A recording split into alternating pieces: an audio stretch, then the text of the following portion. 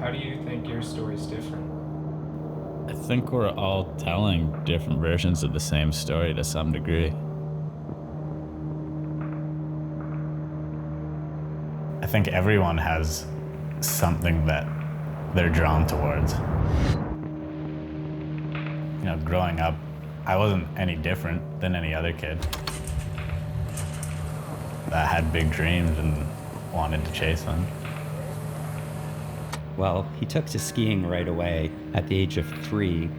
It was never difficult to get him up and out of the house to go skiing. Yeah, back then everything just felt simple and like things were gonna be okay.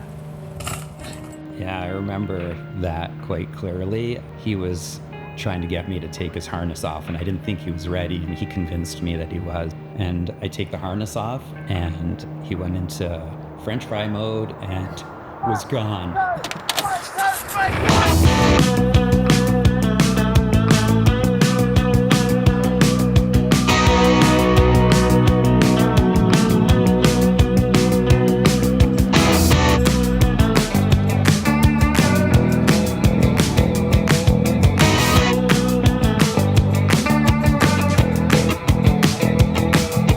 For me, skiing's like a never-ending chase.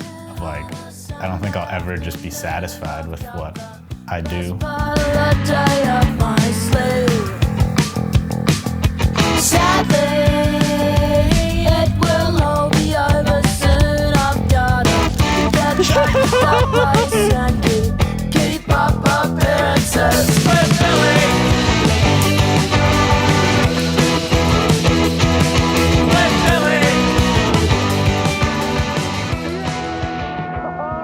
It was only a matter of time before Jonathan started hitting big terrain, and that was scary for me to think about and wonder how is he going to stay safe out there. And Mike was that guy. Mike was the man. He was the one that enabled me to start getting into the backcountry. We were at Shatter Creek. This is the first time that I had been in any kind of terrain like that. And Mike is dragging me up this boot path, like getting to the top, and he's absolutely refusing to help me get over the cornice because he doesn't want it to be assisted. I'm just your cameraman. I can't assist you.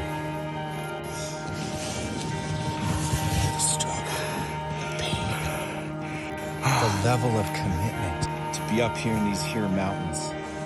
Got on top and just gave me a big hug and told me to take it all in. Johnny, I'm proud of you, bud. High five. Come on, come on. And I don't think I would have, made it to the place I am without him.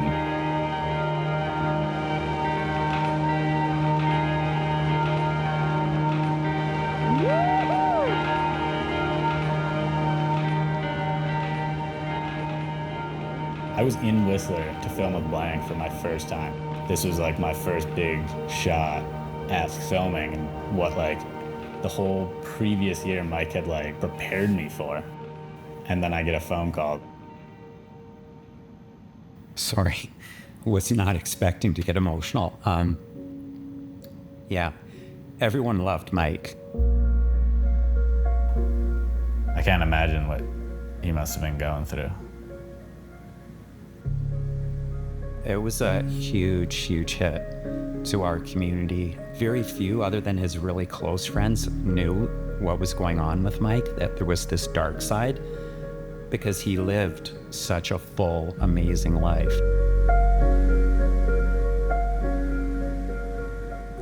One of the last phone calls I had with Mike, we had this conversation about how he wasn't doing so good and how life had him pretty down. He jokingly told me that he wasn't at a point where he was gonna kill himself, and told me that things were gonna get better, because they always do. And that's one of the last times I talked to Mike. And it's crazy, I haven't even thought about that in so long.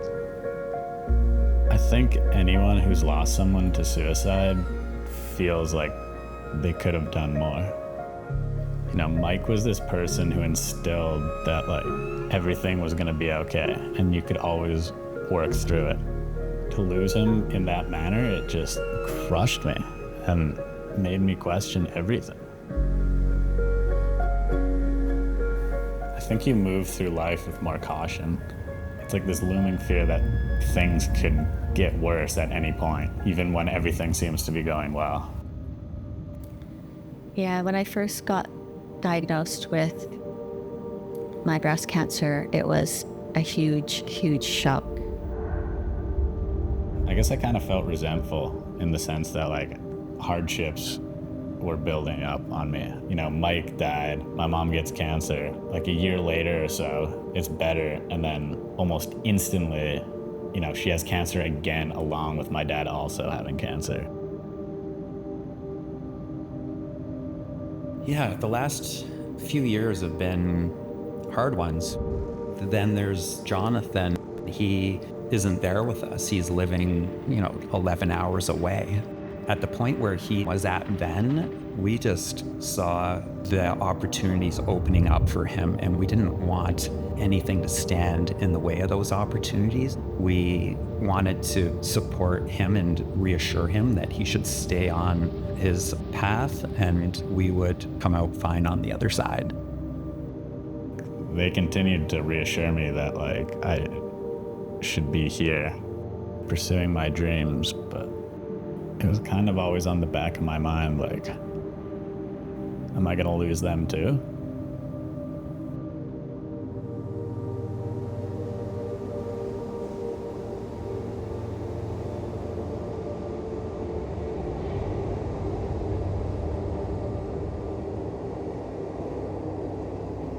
When we got sick, I was very concerned because when you're young and you hit adversity, you can fall into unhealthy coping strategies. Life felt different. That feeling like things were gonna be okay wasn't there anymore.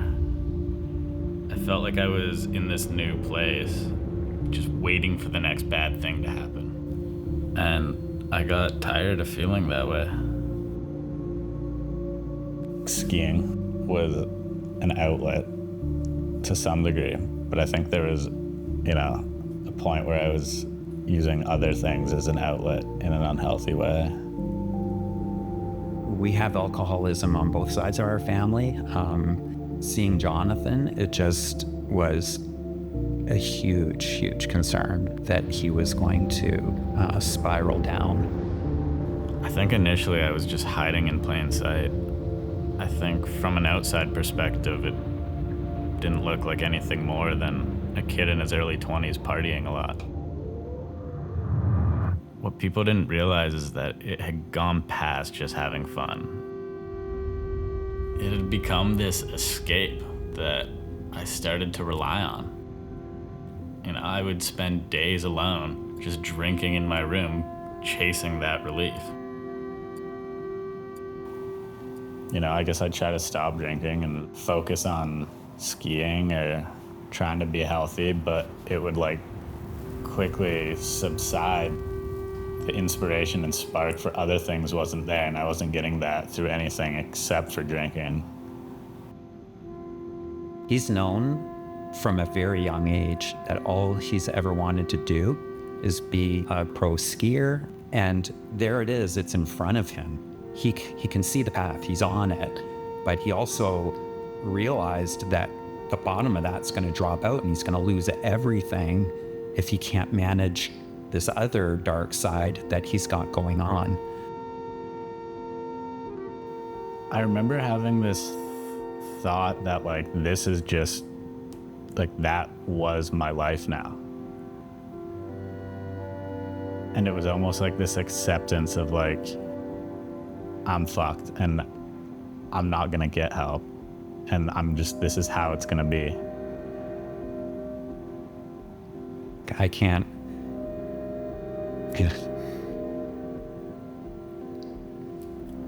begin to imagine what it was like for him.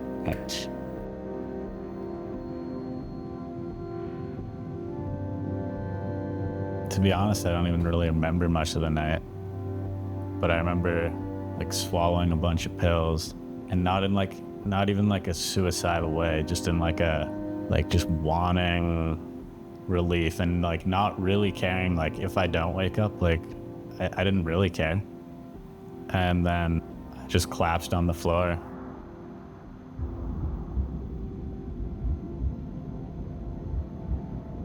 You can't possibly get worse news, like, other than losing a child. We didn't realize that it was to that depth. How did it get this bad? And is there going to be a way back from it? You know, is he going to lose his grip, and are you going to lose your grip? He spent the day there getting treated, and I just hung on the phone with him all day. Neither one of us wanted to hang up, so I just sat there and listened, and we just were together on the phone, even if we weren't talking to each other. I woke up in a hospital and realized how much people cared about me, and I felt like I was letting them down. You know, this thing had taken a hold of my life, and I didn't want that to be what defined me.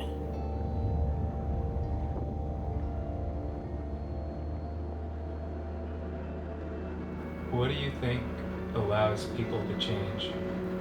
You know, I think real change comes from deep within, and not from grasping at things outside of yourself. I think that learning to accept things just the way they are helped me to stop resisting all the things in life that I have no control over. Acceptance didn't fix everything, but it definitely made it easier. I think I stopped pushing against what I couldn't control and just started learning to just be in it.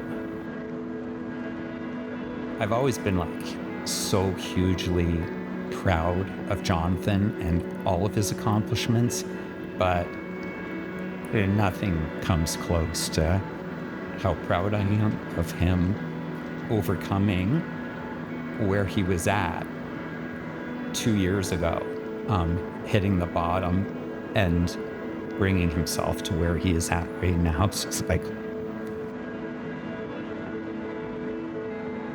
take out the cancer or the alcohol and put something else in there, and I think every family struggles with something.